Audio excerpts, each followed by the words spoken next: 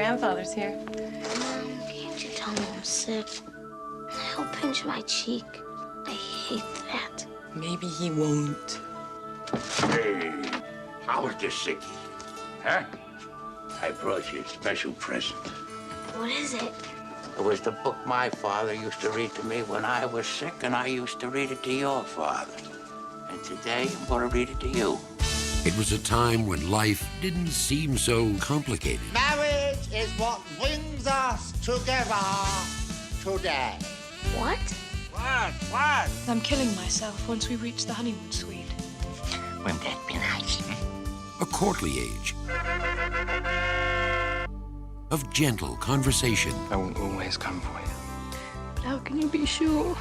This is true love. Oh, no. Is this a kissing book? No, actually there was a lot of treachery, peril,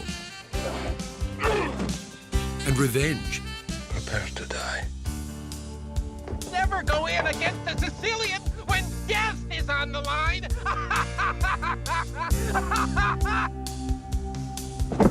There were affairs of state, And I've got my country's 500th anniversary to plan, my wedding to arrange, my wife to murder, and Gilda to frame for it. I'm swamped. and affairs of the heart. My Wesley will always come for me. Your Wesley is dead. I've seen worse. Bye-bye, boy. Have fun storming the castle. It's more than turning. What's the difference? We've got him. Think it away? It would take a miracle. Bye-bye. It's a story of love, a tale of adventure. It's as real as the feelings you feel. We're kissing again. Someday you may not mind so much. The Princess Bride. Not just your basic, average, everyday, ordinary, run-of-the-mill, ho-hum fairy tale.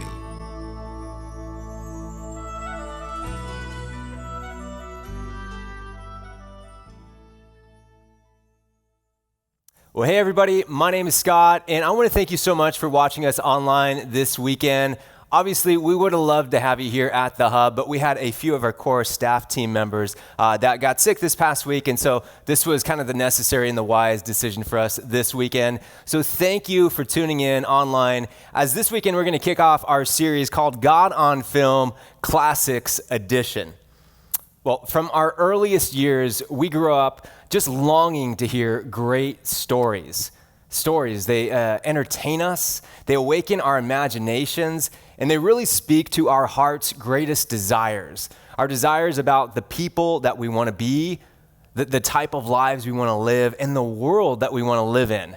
And so we dive into stories however we can from our earliest years, right? Bedtime stories. Maybe you were a kid who read comic books. Maybe you're an adult who reads comic books. We read novels, we listen to scary stories around the campfire. But over the past century or so, our culture has used film and movies to tell some of the most powerful stories. And some of those movies turn into classics for us. They're the stories that we love coming back to time and time again. The stories that we remember where we were when we first saw them or heard them. The stories that we cannot wait to share with other people in hopes that, you know what, they're going to take something just as powerful from that as we did. And this weekend, we're kicking off the series called God on Film Classics Edition. And God on Film is a series that we've done many times over the years throughout the summer. But this year, we're taking a look at some of the more classic movies. And the question you might have is, well, what determines a classic? And that's a great question. And the answer is, well, we do. We get to make that call. So if you're not into these movies, well, that's too bad. But we are so glad that you're watching and you're joining in this weekend. And so if you were here with me in person, here's what we would have been doing. We would have been playing a great game, okay? Because the deal is that when it comes to all of the classic movies over the years, it is so hard to select just like 5 movies that we're going to go throughout the series. And so I had this brilliant game that was planned and lined up for us where we could kind of give a little tip of the cap to some of those movies. And so here's how the game was going to work. I was going to read you guys some questions, some basic trivia, and then you would be able just to shout out your answers right where you were in church service. And then I would say, yeah, you're totally right. You're so smart and good looking. Like, what a beautiful church we have. And then I would reward you by throwing out some of those big, like the movie theater sized candies. And so there would just be like, oh, there'd be M&Ms and Junior Mints and all those things flying. And it would have been great. And so we can't really do the game without you here, but I could tell you how the game was going to go. So the game would have gone like this. I would have started with a really easy question. I would have said, okay, in this classic film, there's Dorothy. And she said, Toto, I have a feeling we're not in Kansas anymore. And you would have rolled your eyes. You would have been like, that's really, really easy. And yelled out The Wizard of Oz. And so many people would have yelled it out. It would have been fun. But that didn't happen. But that's what was going to happen. And then I would have been like applauding for you guys. And then I'd say, well, it gets a little harder. Because in the Back to the Future trilogy, we had Marty McFly. And Marty, he would travel through time with Doc Brown's DeLorean. But what speed did DeLorean have to reach in order to time travel?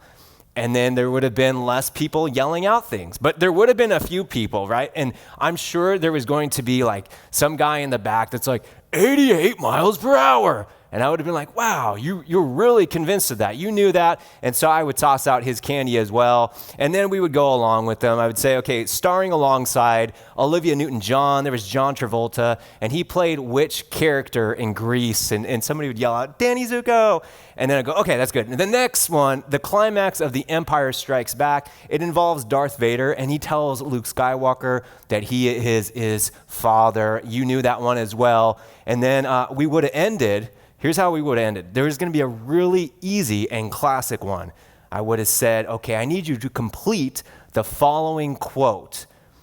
It goes like this. Frankly, my dear, I don't. And then you all would have cussed during church service. And instead of candy, I'm sure there was going to be maybe an older lady who really knew that quote and yelled it out. And I would have given her a bar of soap. So that's how the game would have gone, but it didn't. And so now we can just imagine it. But a lot of fun as we kick off this series. So this past month, my wife and I, we celebrated our 15th wedding anniversary. And if you know Lindsay, you know she's just a wonderful woman in all respects, and I'm fully aware of that. But I do have to admit that there's a possibility that my parents knew how special she was before I did. And I can remember my mom meeting Lindsay before we were dating. We'd have like school projects and people would come over, and my mom would chip in with her thoughts and her reviews of my friends. But I remember Lindsay coming over, and after the fact, my mom said, hey, that girl, I really like her. And I liked her too. But I was 16 and talking with my mom about like the girls I was interested in wasn't the number one priority I had at the time, but I tucked that away. And Lindsay and I eventually started dating, and my mom continued and to this day continues to love Lindsay. But as the years progressed, it became clear just how great of a partner, how great of a friend and wife she would be. So I eventually proposed and we got married. But I do have to say that my dad may have known that she was the one before I did. I mean, Lindsay's got incredible character, very intelligent, just a phenomenal listener, a supporter, beautiful in every respect. But the moment that my dad found out that Lindsay loved his favorite movie as much as he did, it was like, okay, all right, she is the one, son. It is time to buy a ring. What? Oh, you're 17 years old? That's okay. You're old enough for marriage. The Princess Bride, ladies and gentlemen. While home sick in bed, a young boy's grandfather comes over to cheer him up. And he reads him a story. And it's a story that was passed along to him from previous generations. And it's the epic tale of Wesley. He's a farm boy turned pirate.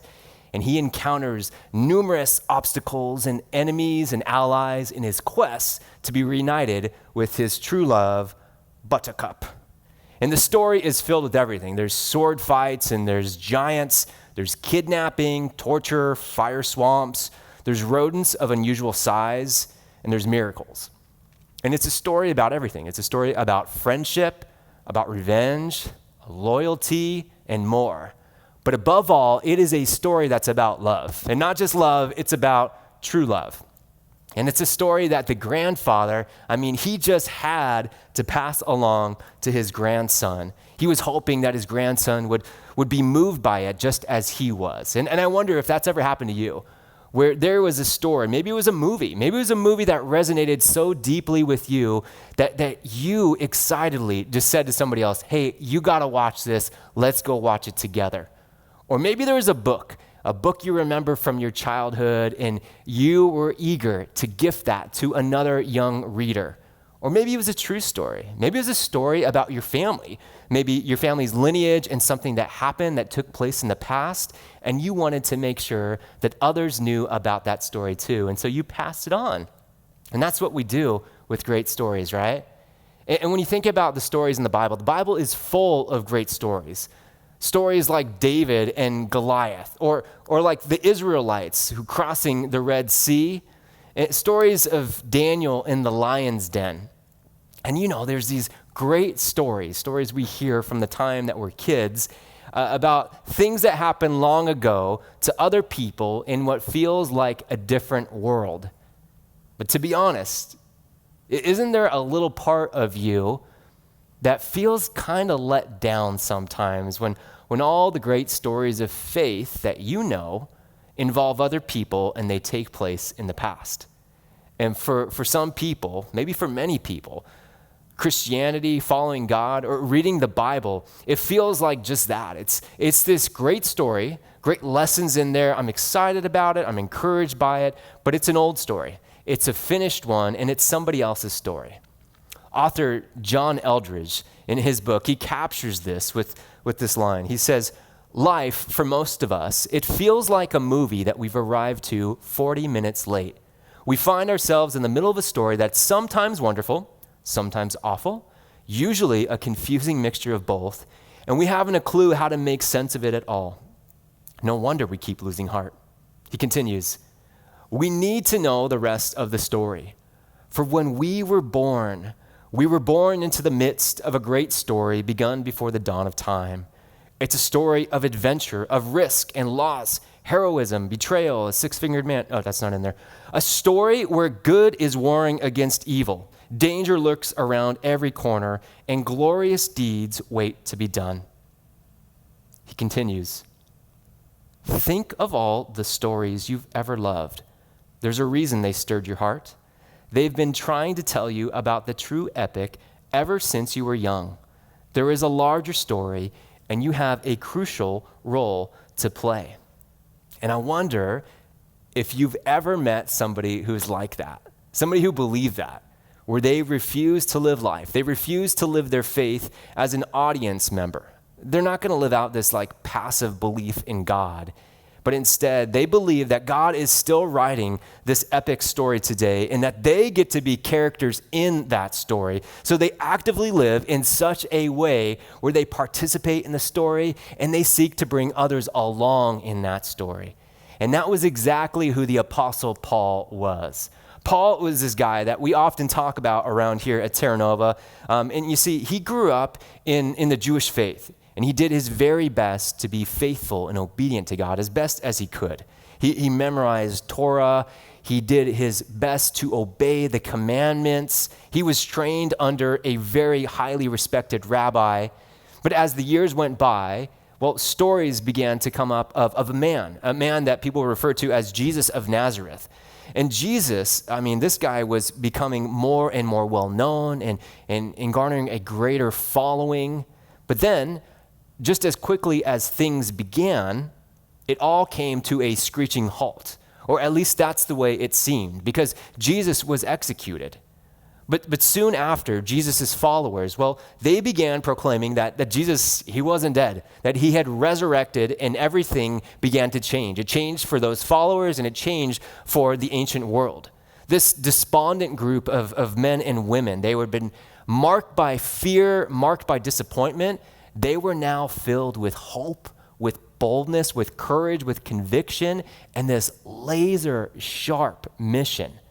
But Paul, or Saul as he was known at the time, he did his very best to squash this new movement. He believed that's what God would want him to do. And so he helped arrest and imprison and even oversaw the executions of some of these Jesus followers. That is, until he has his own encounter with the risen Jesus on the road to Damascus. And it's from that point on that Paul's life just changes directions completely. He ends up being one of the most influential and respected, powerful leaders of the Jesus movement, not just in the ancient world and back then, but throughout history. He makes it his mission to share the message of Jesus with anybody who's going to listen. He develops these communities of Jesus followers where he does his very best to pour into leaders, and then he goes elsewhere and he repeats the process as often as he can. See, Paul wants to live a life where he's sharing the most compelling story that he's ever heard, and he's joining everybody to be a part of it, right? He's just saying, hey, if you're up for listening, I've got something to tell you about. And one of the ways that he does this is he will often write to the different Jesus-following communities, and he has these letters where he reminds them of the story of Jesus and what it looks like for them to follow. And so now he's wanting to address a group of people that he's never met before. They're the believers throughout Rome, a group of people that, he's seeking to establish a relationship with, but he wants to make sure that they're clued in to all of the aspects of the most important story. And so he writes a letter, and it's not just like, hey, a little index card. I'm going to jot a couple lines. Hope to talk to you soon. Love your friend Paul. But instead, his letter is his means of recapping and unpacking the greatest story that he's ever heard, the story that he says, hey, you guys are wrapped up in too, and it's a story that they get to pass along to others. And he begins his story with the beginning. He says in Romans 1:20, he says, okay, for ever since the world was created, people have seen the earth and sky. Through everything God made, they can clearly see his invisible qualities, his eternal power and divine nature, so they have no excuse for not knowing God. And what he's doing here is he's suggesting that most people, when we look around the world and maybe we see like the majesty or the power of the ocean, or when we happen to to catch a sunset, or when we consider the complexities of the human body, he's saying most people inherently have this like spidey sense that goes off that clues them into this reality that like, hey, this isn't an accident. This didn't just happen. There's somebody or something behind it. Well, as Paul unpacks who this God is and what he's like, this creator, we see that he is a God of power. He's a God who is good, that can be trusted. And he's a God of order. Like there's a way that things work. But instead of God being given the worship or gratitude that he was due, like by his creation, well, instead of his creation following his guidelines or commandments, well, what happens is that his children, they go a different direction. He says, yes, they knew God, but they wouldn't worship him as God or even give him thanks. And they began to think up foolish ideas of what God was like. As a result, their minds became dark and confused. Claiming to be wise, they instead became utter fools. And instead of worshiping the glorious, ever-living God, they worshiped idols made to look like mere people and birds and animals and reptiles. So God abandoned them to do whatever shameful things their hearts desired. And later on in verse 28, he says, since they thought it foolish to acknowledge God, he abandoned them to their foolish thinking and let them do things that should never be done. And Paul tells the Romans that this God, the one who existed before all else, the one who set this world into motion, the one who knew how life would best be lived and enjoyed, well, he gave his children a roadmap for that life, and, well, he's a God who actually gives his children a choice. He lets us choose what we want, what we do, in the direction that we will go. And so rather than denying us our freedom to choose or to go one way or another, God shows us his love for us, that we're not robots, but he says, I'm going to allow you to choose. I'm going to say, hey, if that's what you want, if that's the choice you're going to make, then as you wish. And one thing that we know about the ability to choose is that choice involves risk, because we can choose the things that are best for us and choose the things that are going to help us, or we could make harmful choices, foolish choices. And sooner enough, well, something begins to happen. It's something that Paul says happens to every person, no matter how good they are or how good they believe themselves to be. Romans chapter 1, verse 28. He says, well, their lives became full of every kind of wickedness: sin, greed, hate, envy, murder, quarreling, deception, malicious behavior, and gossip. They're backstabbers, haters of God. They're insolent, proud, and boastful. They invent new ways of sinning, and they disobey their parents. Imagine that. They refuse to understand. They break their promises, are heartless, and have no mercy. They know that God's justice requires that those who do these things would deserve a punishment. They would deserve to die, and yet they do them anyway. Worse yet, they encourage others to do them too. And he continues, and he's going, I know where you're going with this thinking. You may think that you can condemn such people, but you're just as bad, and you have no excuse.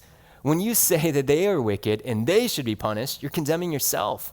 For you who judge others do these very same things, and we know that God, in his justice, will punish anyone who does such things. And Paul explains that there's this problem that people have. There's a problem that people have, and it's not just them. It's all of us. And he calls it sin, and it's basically the concept of like deliberate disobedience of the Creator's ways. Hey, there's a way to do this, and I'm going to opt out. I'm going to follow myself rather than follow the Creator. And he highlights that there's not a single person who can point fingers here because we're all in the same boat. And then he taps into God's character, right? God is a God who is just. And you cannot claim for a person or a being to be just if they allow somebody who is continually breaking the law to repeatedly get away with it without punishment. And as best as people try to correct their behavior or make things right on their own, or maybe as Paul was doing, obey the law as flawlessly as they possibly can, well, they still fall short of perfection. He puts it this way in chapter 3. He says, no one can ever be made right with God by doing what the law commands, because the law simply shows us how sinful we are. And I bet that was part of Paul's story, where he goes, you know what, my whole life, I've been trying to be as obedient as I can, but the more I know God's laws and ways, the more I realize, I'm having a hard time following it. And for me, this kind of reminds me of people who have a Fitbit. Maybe you do, or maybe people that you know have a Fitbit. The Fitbit that you get to show you how fit you want to get. And I think that's what it's for, right? And so you've got this Fitbit and you wear it, and most of the day you're doing really well, right? You're going, I'm walking all over the place. Yeah, I could sit or I could walk, so I'm going to walk. And you're like really proud of yourself and all your steps. And then there's a couple hours of the day, though, where you're not moving as much. And the Fitbit is reminding you, hey, time to get moving.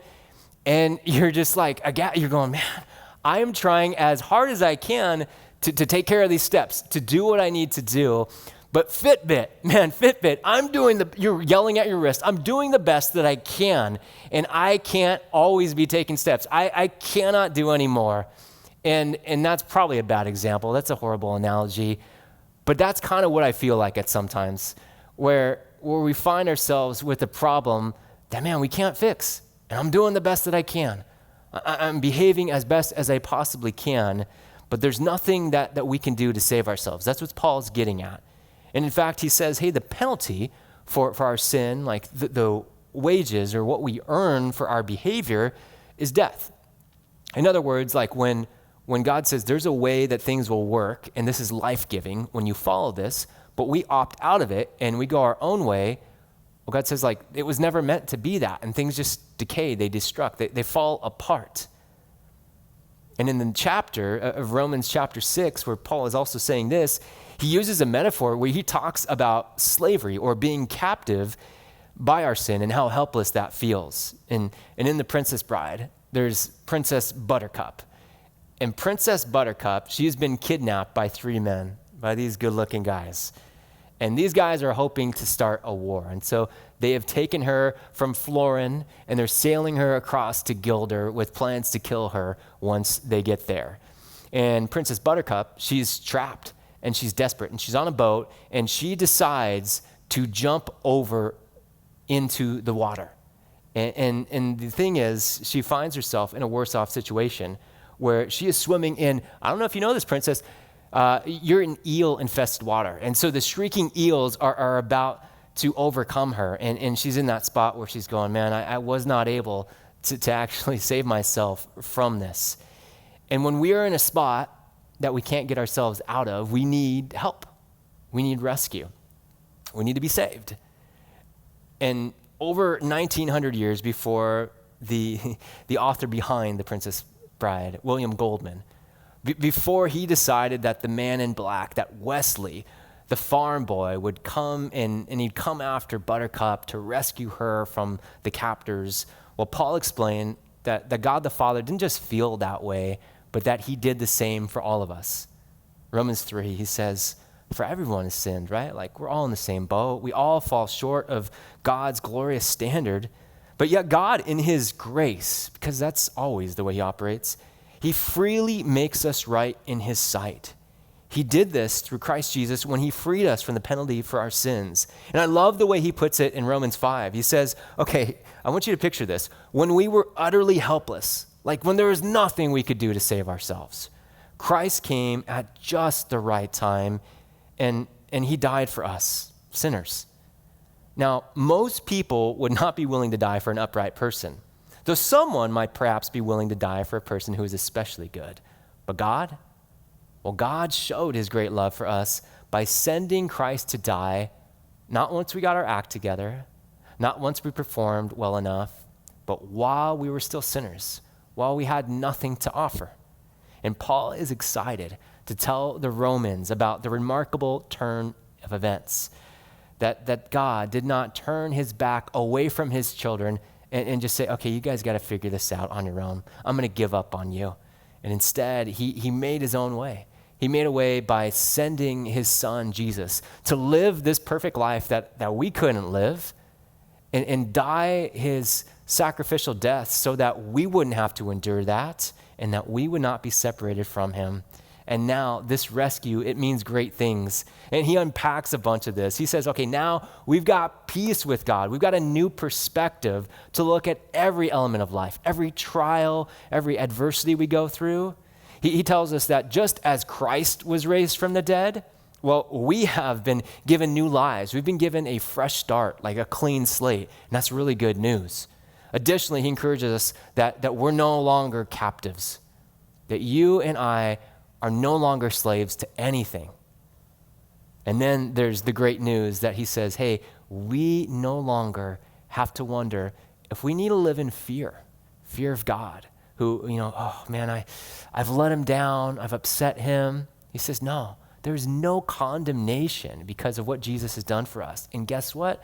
God's Spirit is inside of us. God's presence lives within us. And as he's writing, Paul is hoping that they recognize, man, just the power of the story and how important the implications are and what it means for them and what it means for us. And so he's putting it all together. And I love this passage out of Romans 8. I love just soaking these truths in. He says, okay, now, well, what should we say about such wonderful things as these? Because if God is for us, well, who could ever be against us? Since he did not spare even his own son, but gave him up for us all, won't he also give us everything else? I mean, who dares accuse us whom God has chosen for his own? No one, for God himself has given us right standing with himself. Well, who then will condemn us? No one. For Christ Jesus died for us and was raised to life for us, and he's sitting in the place of honor at God's right hand, pleading for us. So he says, can anything ever separate us from Christ's love? Does it mean he no longer loves us if we have trouble or calamity or are persecuted or hungry or destitute or in danger or threatened with death? Like, does it mean that God has turned his back on us if things are going poorly for us? He says, no way. Verse 37. No, despite all these things, overwhelming victory is ours through Christ who loved us. And I am convinced that nothing can ever separate us from God's love. Neither death nor life, neither angels nor demons, neither our fears for today nor our worries about tomorrow, not even the powers of hell can separate us from God's love. No power in the sky above or in the earth below. Indeed, nothing in all creation will ever be able to separate us from the love of God that's revealed in Christ Jesus our Lord. You see, that is what Paul was so focused on making sure that everybody understood. That's the story that he gave his life to telling. And that's the story we find ourselves in as well. That's a story that's so powerful. We see it borrowed from time and time again. We hear Wesley from The Princess Bride, the farm boy, telling Buttercup that he will always come after her. And we're reminded that God didn't just say that for us, but he demonstrated that to us. We find Buttercup in disbelief that Wesley has managed to find her because she was sure that he was dead. And pulling from the greatest story ever told, he assures her that death cannot stop true love. All it can do is delay it for a while. And man, I love that the story we get to tell and to highlight every week around Terra Nova is a story that my personal opinion is it makes every great epic pale in comparison to it. And so what do you do when you hear a story that you just absolutely love? You're moved by it. Well, I've got a couple ideas for you. The first thing that we do is we share it with others. We share it with others. And so as Paul shares this good news, what we refer to as the gospel, with the Romans, he lets them know that it's not intended to stop with them. And so in chapter 10, he says, "For everyone who calls on the name of the Lord will be saved." Right? Everybody who decides, I'm no longer going to place my trust and confidence in myself and my own ability to be good enough and really please God just on my own, but I'm going to place that in Jesus and what he's done for me. Anybody who chooses that is rescued. But he says, how can they call on him to save them unless they believe in him? And how can they believe in him if they've never heard about him? And how can they hear about him unless someone tells them? And how will anyone go without being sent? And that's why the scriptures say, how beautiful are the feet of messengers who bring good news. And so he encourages them like, hey, share this faith, this confidence, this hope that you found in Jesus. Share that with other people. How will they know unless somebody tells you to? And I'm telling you to. So go, right? He's giving them the kick in the bum. And so he says that. But I got to be really open with you. I got to say that this topic, when it comes to a word that's used sometimes in Christian circles, evangelism, this topic is one of the more uncomfortable things for me to talk about from the stage. Not because actually the process of it is uncomfortable for me. I'm absolutely like into sharing my faith and sharing my faith story, but I'm uncomfortable about some of the tactics or really the methods that Christians have often used throughout history when it comes to sharing our faith. And I'm not going to unpack like personal feelings or my philosophies on the way that we ought to do that. But I want to highlight a couple things that I've realized and I've learned that have helped me be more effective and well-received when I'm having those conversations. And the first thing for me just to remember and realize is that people are not projects. That people are not projects. You're not using a relationship with someone in order to get them to believe something, right? You're not trying to love someone in order to be able to change them. No, relationships are not the means to the end. Relationships are the end, right? God has called us to love, not love in order to. And it's within a loving, respectful relationship that people are actually more likely to listen, to dialogue, and to find themselves open to seeing things differently, to hearing your story. And another thing that I found is that we can easily win an argument and lose a person. And so my suggestion when sharing the story of our faith or the gospel is to focus less on debating or scare tactics or issues like that, less on convincing people to think differently because they're so wrong, and more on conveying how you have been impacted by the story and what it means for you, which is another thing that we do when we hear a story we're moved by. We don't just share it, but we live like it's true. We live like it's true. For instance, if you're moved by the themes of mercy and redemption in Les Mis, well, it doesn't make sense to live a life where you constantly lack grace and you're showing people that you do not believe that they could ever change. And as Paul writes his letter to the believers in Rome, he makes this interesting shift at the end of chapter 11. And I'm going to nerd out for a little bit. That's okay. You're probably like, you've been nerding out for the whole time. And so what Paul does is as he's writing the first 11 chapters to the Romans, he's writing in what's referred to as the indicative mood or tone. meaning that he's hoping to indicate something. He's hoping to convey some information and some ideas to his audience. But then as he shifts to chapter 12, we see him begin to use the imperative mood, the imperative tone. And in that meaning that rather than being focused on giving information for them to know, he's hoping to urge his audience to do something, to live out the behaviors that make sense in light of what he's previously indicated or shared with them. So for example, we see that at the very beginning of chapter 12. He says this in Romans 12:1, "Therefore, I urge you, brothers and sisters, in view of God's mercy, like because of what we've just talked through, offer your bodies as a living sacrifice, holy and pleasing to God. This is your true and proper worship." And true and proper can actually, it's where the words that are used there are the words that we get from like the word logical, right? Like this makes sense because of what we talked about, because of God's mercy and his grace. Well, just live in response. And so since we are all in need of God in his grace and rescue, as Paul establishes in Romans 3:23, he says, okay, we're not going to live arrogant and condescending lives, but rather we're going to be people, Romans 12:3, who are marked by humility and grace. Or another example, since God pursued us and offered reconciliation and peace to us, Romans 5:8, right? While we were yet sinners, he did that. He says we become people who offer reconciliation to everybody we make every effort to live at peace with others, Romans 12:18. When we encounter a story that we love, well, if the story moves us, a story that really impacts us, then we become the type of people who live changed lives, where we don't just say that matters to us, but we live in response. And part of that response is saying, hey, I want to share that with other people.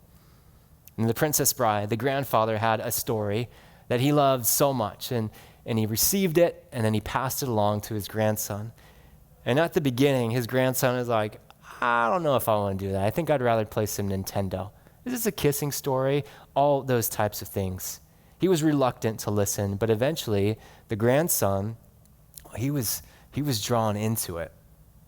And when it comes to the story that Paul was telling, which is the story of the scriptures, the story of a creator who was rejected by his creation and yet would not let anything stop him from pursuing his children. Well, you and I might be kind of all over the place when it comes to where we're at with that story. There's going to be some of us who we hear this story and we go, yeah, I love it. It motivates me. I believe it wholeheartedly. And then there's going to be others who say, you know what? I used to, but I kind of struggle. I struggle to accept all of it, or I'm a little skeptical about it. And then there are others, and you might be one of them, who just says, you know what? I just can't. I can't believe that. I can't believe it because, well, I just don't believe it's true. I can't believe that God would love me that way, or I have had some other hang-ups with that. And that's all right. But it's my hope that every single one of us, we remain open. We remain open to the idea, the possibility that this is the greatest story that could ever be told. And it's a story that we find ourselves in the middle of, and it's a story that is still being told today. Let's go ahead and pray. Oh, Lord, I thank you so much for the story that you've invited us into, for how beautiful and adventurous and wonderful it is. And I pray that we will find our place in it. And as we do so, God, that you would help us to share that with other people. We thank you and pray in Jesus' name. Amen. Well, hey, again, everybody, thanks so much for jumping online for this weekend. We're glad that you did and really appreciate you tuning in. And what we would love to ask you to do is one thing that we do every weekend around here, which is to fill out a Connect card. So if you've got your Terranova app out on your phone, you can just find the Connect card there, or you can get to it online. If you happen to have a number of these in your home or wherever you're watching, that's cool. That's interesting that you do. But you can fill out your Connect card anyway and just let us know how to care for you, pray for you, questions you have, things you want to talk about are great on there as well. And if you're a part of just the generous community of people who call Terra Nova home, then one of the things that we have the ability to do is just to jump into the opportunity of giving in order to make our mission of making God's love famous a reality. And so you can give by using envelopes if you got them. We've got giving on our website or on the Terra Nova app as well. But I want to invite you back. I want to invite you to join next week for part 2 of our series, God on Film Classics Edition, where we're going to explore a new classic called Wonder. We're really excited for that. And so thanks again for joining, and we can't wait to see you soon. Take care, everybody.